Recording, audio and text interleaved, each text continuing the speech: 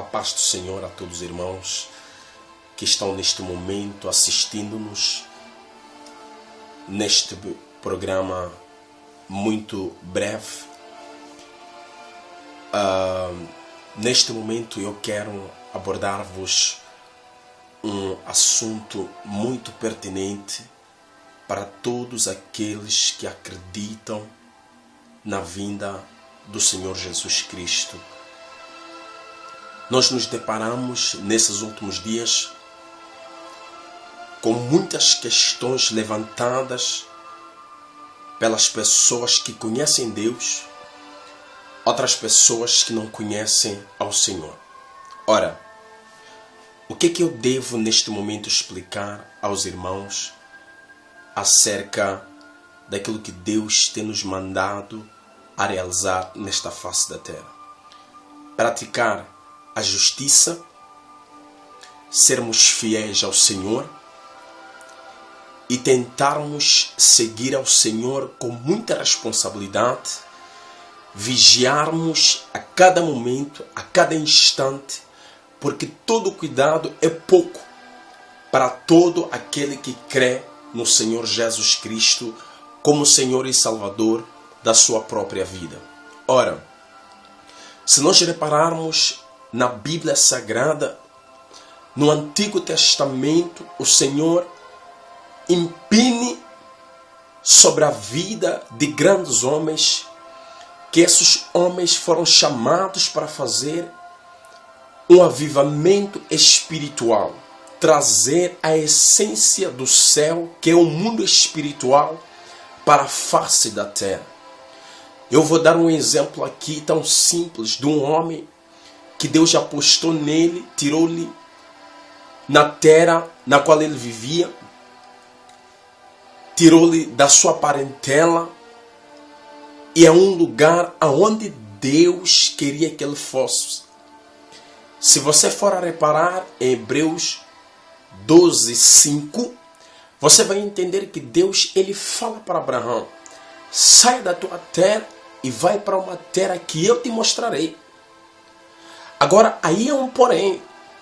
Sair de uma terra e ir para um lugar onde Deus vai te mostrar é sinal de que você não vai por ti, mas vai pela fé, pela pessoa na qual te mandou. Ou seja, acreditando que a pessoa que te manda é o Todo-Poderoso que pode todas as coisas em todas as pessoas que queiram afrontar o teu ministério. Quem foi que te chamou?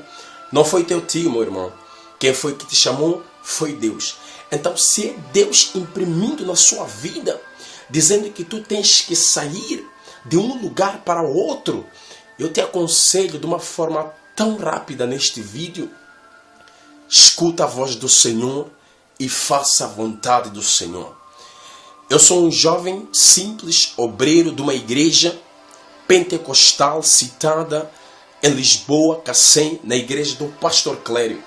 Todo mundo conhece este homem, um homem cheio do Espírito Santo de Deus, homem chamado de Deus. Eu amo meu pastor. É uma pessoa na qual a cada dia que passa tem me instruído, tem nos ensinado como seguir nesta caminhada. É um homem na qual, para mim, eu tenho comparado como João Batista. Homem que não tem... Nós sabemos muito bem que cada qual tem o seu chamado. Existem pessoas que foram chamadas para muita humildade. Existem pessoas que foram chamadas para trazer autoridade, e a autoridade de Deus ser aprovada pelos crentes, pelo fato de Deus ter colocado aquela unção. Então eu falo de um homem que saiu do Brasil para Portugal para vir pelejar e anunciar o Evangelho de Cristo nesta face da terra. Eu próprio não sou português, eu venho de Moçambique com uma missão. Eu posso conscientizar que neste momento Deus ainda está fazendo a sua parte na minha vida. Mas eu acredito, irmão, que se de facto nós os dois, ou nós os três, estarmos juntos nesta obra, então Deus vai ser glorificado e Deus vai ser exaltado. A Bíblia diz que aonde estão 3, 4 ou 2 pessoas unidas em Deus, então pode-se crer que Deus está neste lugar. Então eu falo para o irmão, para entender o mistério. Quando o Abraão sai, ele sai com uma promessa de Deus. Mas esta promessa é uma promessa que tem um ponto de interrogação. Aonde que Abraão tinha que ir? Aonde que Abraão tinha que se alojar? Ponto de interrogação. Mas é Deus que queria mostrar a Abraão que de facto eu, sendo Deus, eu sendo o senhorio da vossa vida como servos aí na terra, eu quero mostrar-vos um mistério que vocês não conhecem. Mas graças a Deus, Abraão foi sempre um homem temente ao Senhor, homem que sempre seguiu ao Senhor, homem que sempre ouviu a voz do Senhor. Não foi por acaso, irmão, que Abraão ele foi atribuído o pai da fé. Nós somos sobrinhos, nós somos netos dele, graças à fé na qual Deus colocou sobre a vida do Abraão, e que Abraão, a cada dia que passa, ele se alimentava pela palavra, era um homem responsável, homem que não se apegava muito às coisas materiais, mas acreditava que aquele Todo-Poderoso que habita nos lugares celestiais poderia mudar a história da sua vida. Mas o que eu quero trazer nesta noite, neste tempo pequeno que eu tenho para o irmão, era mostrar-te certas passagens nas quais me chamam a atenção, razão pela qual que eu fiz este vídeo, para tentar mostrar ao irmão um certo mistério na qual eu preguei numa sexta-feira na minha igreja, a oportunidade do meu pastor Clério. Mas quando eu cheguei aqui a casa, eu pude entender que fiz aquela mensagem pela metade. Existiam coisas que nós poderíamos ter realçado para que a mensagem fosse completa. Mas nós sabemos que quando estamos no altar do Senhor, quem está no altar do Senhor, quem fala no altar não é o homem. Quem capacita o chamado é Deus. Quem capacita a pessoa que está no altar é o Senhor.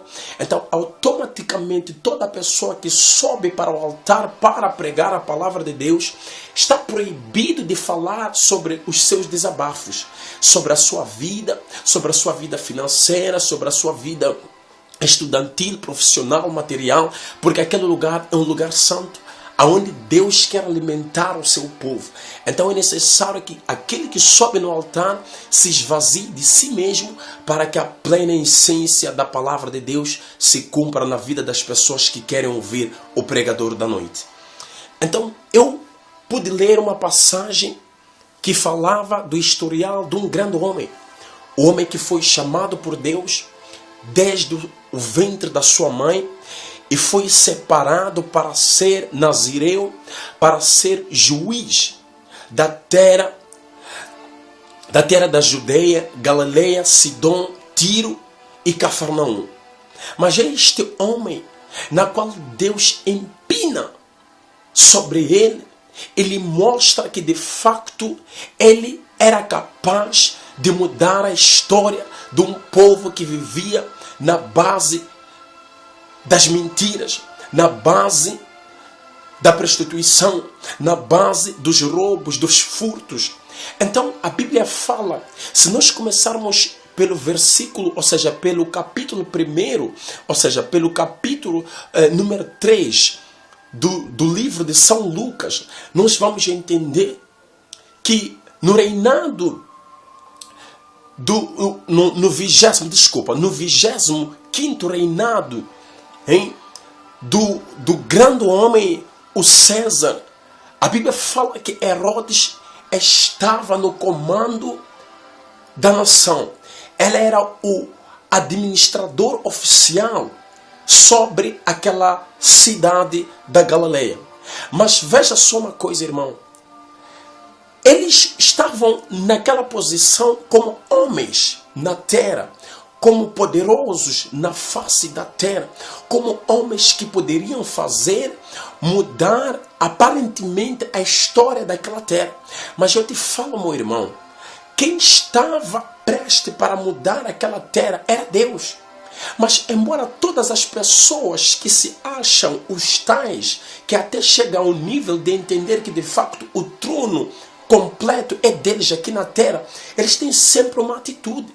Mas esta atitude é uma atitude que acaba muito mal, porque eles primeiramente confiam neles, não confiam no Senhor, porque eles se apegam no ouro, na prata, nos seus bens, nos seus carros, nos seus vinhos, nas suas taças, nas mulheres. Então eles se apegam e fazem isso como um instrumento para manipular o povo do Senhor.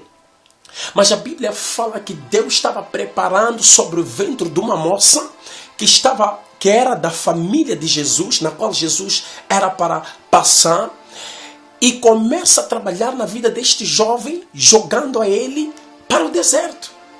A Bíblia fala que quando Deus ele leva ao João Batista para o deserto, este rapaz, João Batista, foi um símbolo de grande poder naquela cidade, pois ele não saiu da cidade. Ele foi habitar num lugar onde muitas pessoas não aguentam viver nesses últimos dias. Muitos crentes estão preocupados nesses últimos dias de viver onde há luxo, onde existe probabilidade de acesso à internet para fazerem coisas, caluniarem pregadores, falarem mal dos pastores e começar a montar um mundo de mídia de uma forma exausta. Mas veja uma coisa, Deus ele empina na vida de João Batista e leva ele para um símbolo treino no mato. A Bíblia fala que este rapaz começa a comer gafanhotos, começa a se alimentar de mel silvestre dentro daquele lugar. Mas agora fala-me uma coisa, na cidade existem pessoas que estão a agir muito mal. E Deus estava querendo levantar alguém para mudar a história da vida da Galileia. Mas Galileia estava sendo saqueada, mentida, o povo era mentido. Eu acredito que o administrador, o Pilatos, ou seja, o administrador Herodes, estes grandes homens que eram levantados como homens de bens materiais, homens que teriam a capacidade de sustentar aquele povo. Eles mentiam para o povo, levavam coisas para o povo. Herodes era um grande prostituto, uma pessoa que prostituiu no palácio, até ao ponto de João Batista, quando ele saiu do deserto, quando ele começa a pregar, quando ele começa a entregar os mistérios da parte de Deus,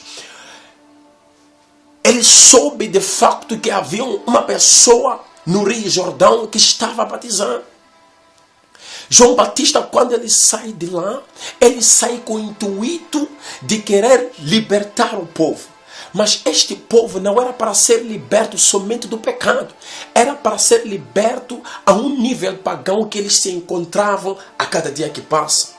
Mas a Bíblia fala que estes homens começam a saquear aquele lugar, começam a governar.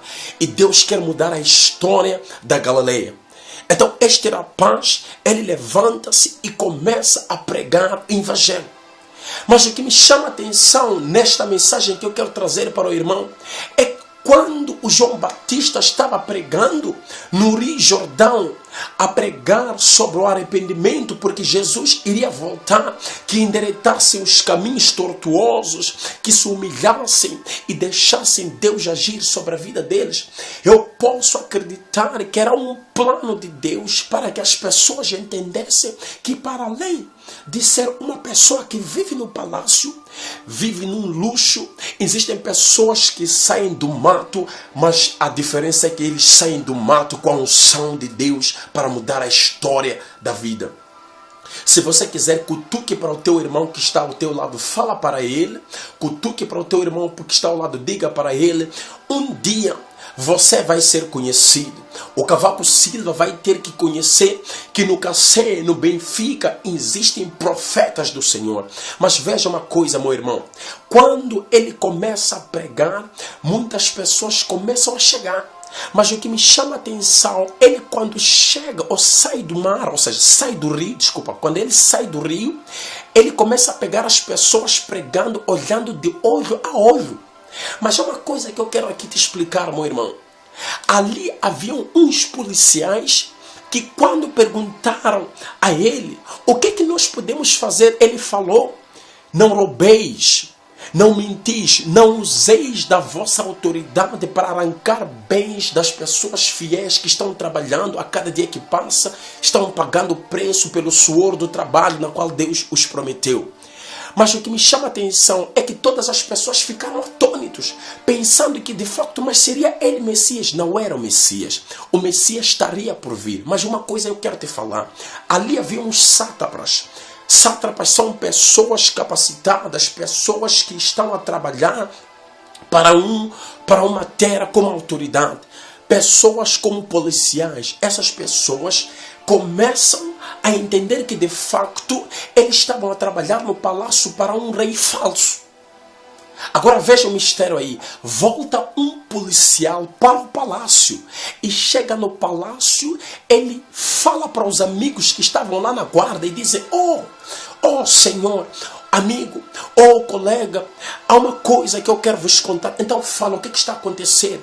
Alguém que já ameaçava o nosso chefe, o nosso patrão, o nosso administrador Herodes? Não, meu irmão.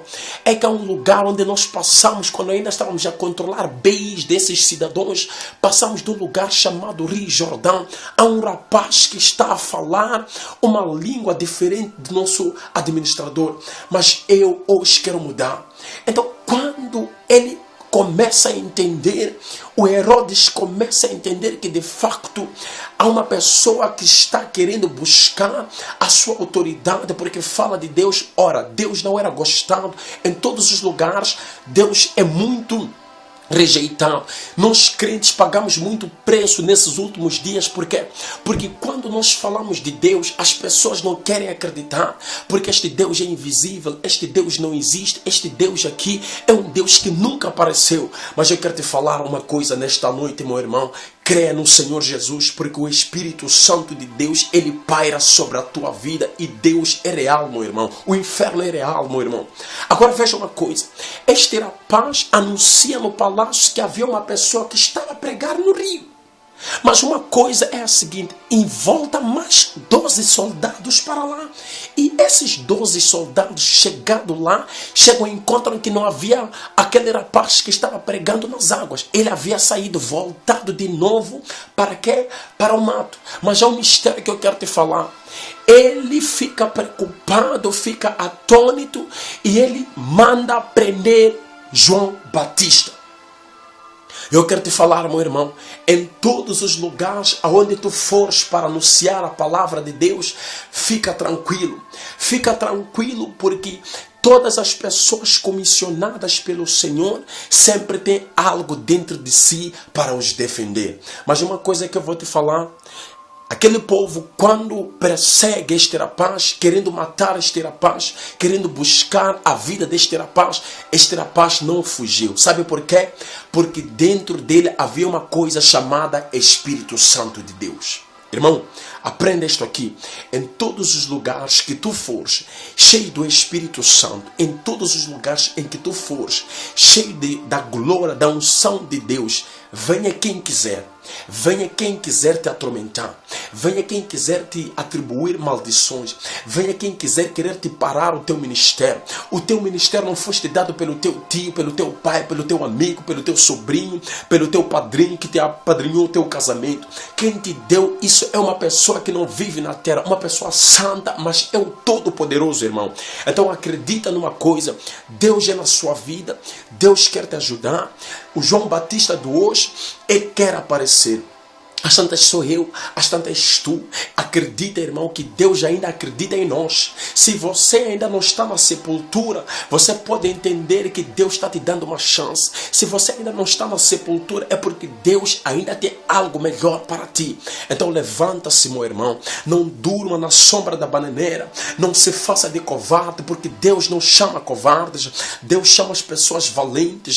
Deus chama pessoas para guerrear como Davi. Um dia levantou levantou-se Davi e disse: quem é este incircunciso? Quem é este? Sabe o que significa esta palavra? Quem é este incircunciso? Quer dizer, quem é este homem incircunciso que não é da nossa linhagem para dizer que vai vencer o nosso povo? Veja, um rapaz que não tinha autoridade, um rapaz que não tinha nenhuma autonomia, um rapaz que não tinha nada no mundo espiritual, mas ele levantou-se e disse: eu vou guerrear, e Deus entrou com providência.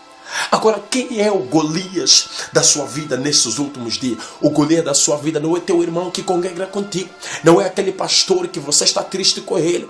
O Golias desta atualidade não é teu amigo, não é tua mãe que não te deu dinheiro naquele dia, que não te deu aquele dinheiro para pagar passe, para fazer qualquer coisa de bom, porque você perdeu aquela festa. Quem sabe a tua mãe estava te protegendo. Então, irmão, o teu Golias neste hoje é o diabo.